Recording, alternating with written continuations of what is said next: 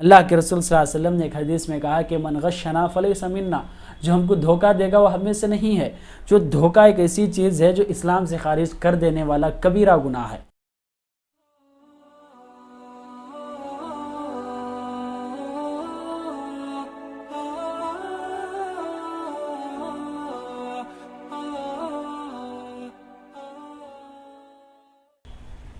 السلام علیکم ورحمۃ اللہ وبرکاتہ۔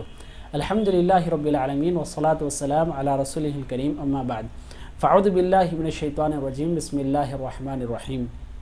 ان الساعۃ لآتیۃ لا ریب فیہا ولکن اکثر الناس لا یؤمنون۔ بے شک قیامت قائم ہوگی، اس بات میں کوئی شک نہیں، لیکن اکثر لوگ اس بات پر، قیامت پر ایمان نہیں لاتے۔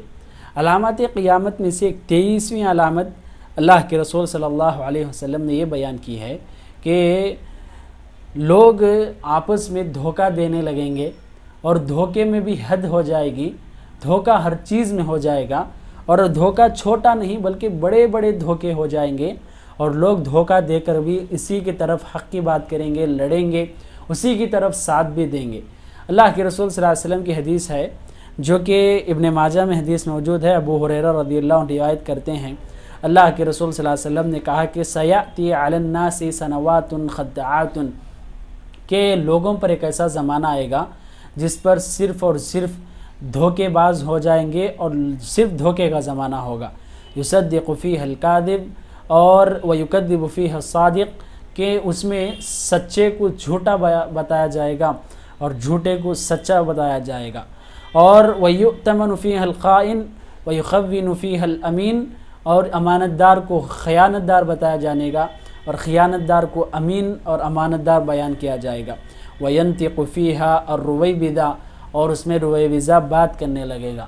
اللہ کے رسول صلی اللہ علیہ وسلم نے تفصیل سے ہم کو بتا دیا کہ دھوکہ کتنا زیادہ ہو جائے گا کہ ایک سچ بات کرنے والے کو جھوٹا بیان کریں گے، اس پر تہمت لگائیں گے، جو جھوٹا ہوگا اسے ساتھ دے کر لوگ باقاعدہ اسے آگے بڑھائیں گے۔ جو بھی لوگ امانت داری کا حفاظت کرتے ہیں ان کو خیانت دار کہیں گے، جو بھی خیانت دار ہیں انہی کے پاس اپنے مال کو رکھ کر اپنی باتیں بیان کر کے لوگ اسے امین سمجھیں گے اور وہ دھوکہ دیں گے۔ اور اگر ہم بات کریں گے ہمارے ہندوستان کی بھی، تو اس میں بھی کئی ایسے مسلمان ہیں جو الحمدللہ اس ملک کے لیے ساتھ دیتے ہیں، کئی ایسے لوگ ہیں جو باقاعدہ اس کے ہر جگہ پر کام بھی کرتے ہیں، مگر ہم لوگوں کو باقاعدہ غدار کہہ کر بھی پکارا جاتا ہے، جبکہ کئی ایسے لوگ یہیں پر موجود ہیں اسی ملک میں جو اس کے مال کو کھانے اور یہاں کے لوگوں کو تباہ کرنے کے لیے بڑے بڑے حکمران بن کر بیٹھے ہیں۔ اس طرح دھوکہ فریبی بہت زیادہ ہوتی جا رہی ہے۔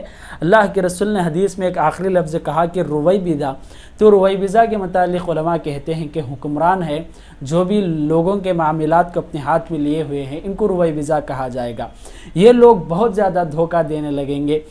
واضح بات ہے، ہم دیکھ رہے ہیں، ہمارے لیے معمولی بات بن چکی ہے کہ سیاستدان، حکمران، جو بھی آج ہمارے بڑے بڑے لوگ ہیں، بات ایک کرتے ہیں کچھ اور کرتے ہیں، ہمارے سامنے کچھ اور دکھاتے ہیں جبکہ دھوکہ کچھ اور اندر پیچھے موجود ہوتا ہے، ان کی دل کی بات الگ ہوتی ہے اور زبان کی بات الگ ہوتی ہے۔ اس طرح بہت زیادہ دھوکہ عام ہوتا جا رہا ہے، یہ ہم اپنے نگاہوں کے سامنے دیکھ رہے ہیں۔ اللہ کے رسول صلی اللہ علیہ وسلم نے ایک حدیث میں کہا کہ من غشنا فلیس منا، جو ہم کو دھوکہ دے گا وہ ہم میں سے نہیں ہے۔ جو دھوکہ ایک ایسی چیز ہے جو اسلام سے خارج کر دینے والا کبیرہ گناہ ہے، اسلام سے خارج کر دے گا۔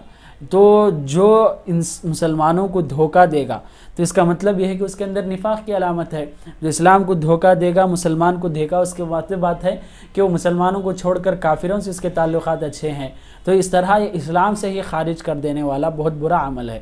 آج تجارت کی بات اٹھا لیں، دھوکہ ہے۔ اور اگر ہم شہروں کی بات کریں تو میاں بیوی دونوں ڈیوٹی کو جاتے ہیں، نہ جانے کہ شوہر کس کے ساتھ، نہ جانے کہ بیوی کس کے ساتھ اپنے تعلقات جوڑ رکھے ہیں، اس طرح آپس میں ایک دوسرے کو دھوکہ دے رہے ہیں۔ آج اگر ہم درگاہوں کی بات کریں، درگاہ میں اسی طرح ہوتا ہے کہ وہاں پر باتیں کچھ اور، آپ کے بارے میں کچھ اور بتایا جاتا ہے، کچھ اور آپ کے پاس لے کر پہنایا جاتا ہے، اور اس کے بعد دھوکہ ہے، وہ کچھ کام نہیں کرتا، کچھ اثر نہیں کرتا۔ یہ مکمل دھوکہ ہے جو انسان کو اسے سمجھنا چاہیے۔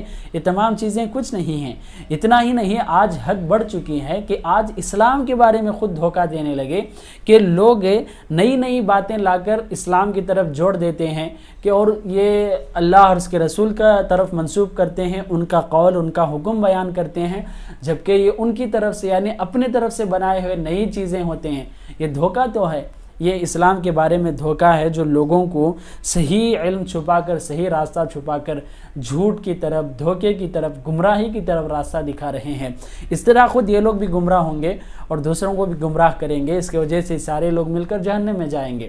تو اس وجہ سے اپنے آپ کو دھوکہ اور فریبی سے خود سے بھی حفاظت کریں، اور جو بھی سامنے دھوکہ اور فریبی ہے اس سے لوگوں کو بچائیں اور اس سے اپنی حفاظت کریں، اپنے طرف سے کسی کو دھوکہ نہ ہونے دیں۔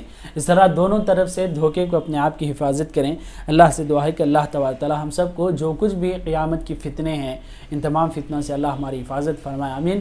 والسلام علیکم ورحمۃ اللہ وبرکاتہ۔